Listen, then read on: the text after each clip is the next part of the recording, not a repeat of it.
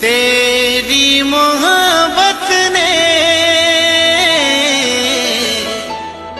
दिल में मकाम कर लिया।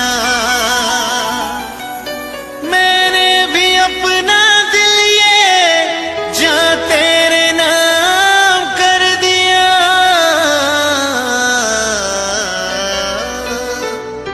तू मेरी जान, तू मेरी जान, आई लव यू रे जान मन।